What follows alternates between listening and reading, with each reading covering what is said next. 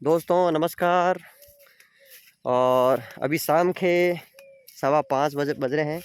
और आज काफ़ी दिनों से भगवान सूर्य है मेहरबान रहा है। काफ़ी दिनों बाद आज लगभग 15-20 दिन हो गए। और आज पूरे दिन लगभग बारिश नहीं हुई है। और मैं आप आज फसलों के दीदार करवा रहा हूँ खेतों में। ये गंवार की फसल है और लगभग ये है आपकी 50 दिन की हो चुकी है। लगभग 50 दिन जो पहली बारिश है उसकी फसल है ये।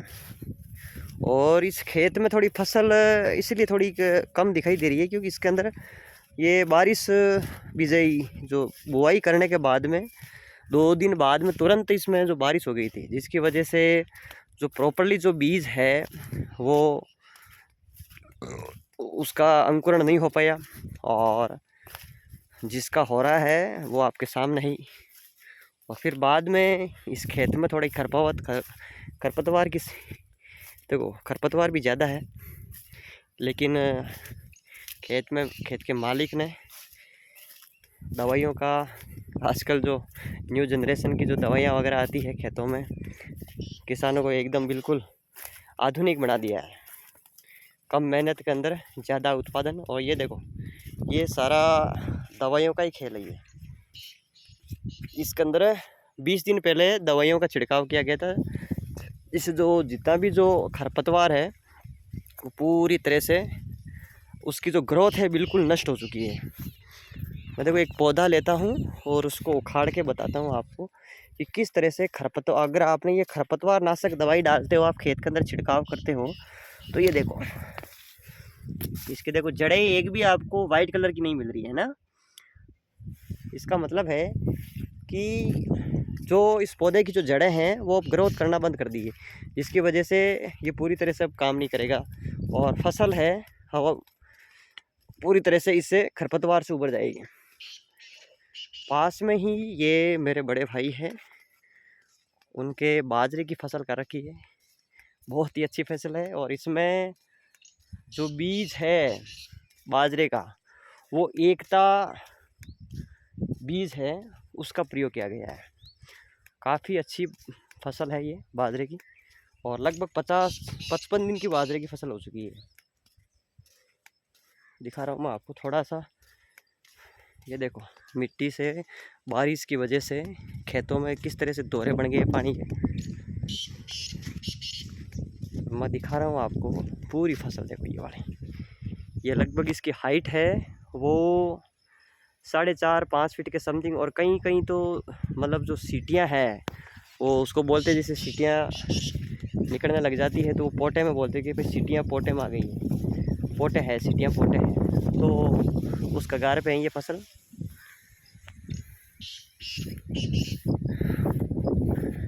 ये अपने जो खेत का है ये पशुओं के लिए पीड़ा है, पीड़ा गाय भैंस चराने के लिए रखा गया है।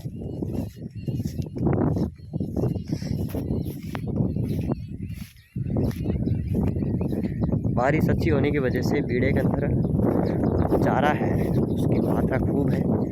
भैंसे गाय आराम से इसमें खूब दम लगा के खा पी सकती है।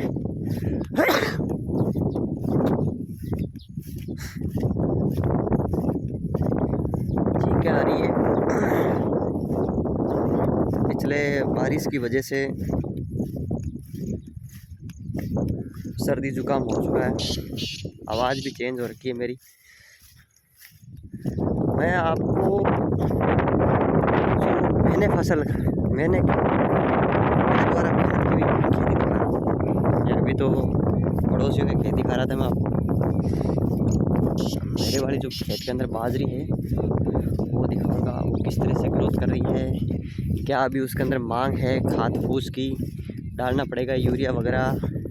हालांकि यूरिया का प्रयोग बहुत कम मात्रा में करना चाहिए, लेकिन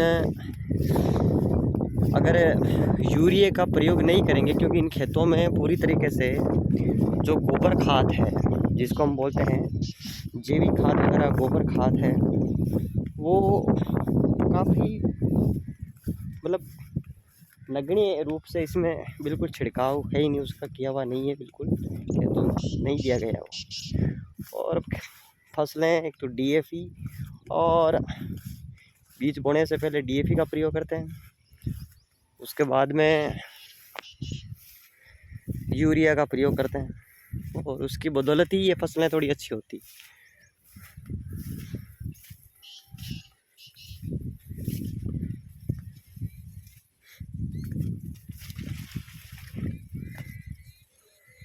फसल काफ़ी अच्छी है, देखो ग्रोथ है, मैं दिखा रहा हूँ आपको।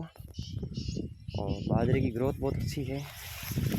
यहाँ विषय में थोड़ा नुकसान पहुँचा है,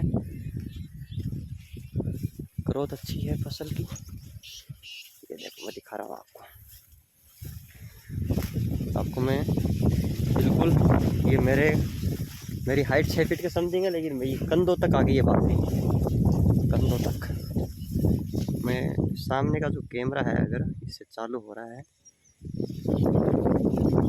नहीं हो रहा है। और इसमें मैंने जो बीज है बाजरे का वो प्रयोग किया था आपके बलवान बीज है वो प्रयोग किया था। और 1 बीघे के हिसाब से मैंने इसमें दो आपके 600-700 ग्राम के समथिंग प्रति बीघे के हिसाब से मैंने इसमें बोया है। ये देखो, ये मैंने फसल ये बाजरे को उखाड़ कर वापस बोया था, लेकिन ये कोई इसका फ़ायदा नहीं। अब थोड़ी सी इसके अंदर खाद की कमी दिख रही है, बिल्कुल सटीक तरीके से, पूरी तरीके से खाद इसमें छिड़काव, उसी एक यूरिया का खाद के कट्टा और डालना पड़ेगा, क्योंकि खाद की कमी दिख रही है। यहाँ पे जो मैं खड़ा हूँ ये थोड़ी सी ग्रोथ कम है, यहाँ पे कहीं पे ग्रोथ ज़्यादा है, कहीं पे कम है। और खेत बिल्कुल पूरा हरे भरे रूप से बाजरे से भरा हुआ है पूरा।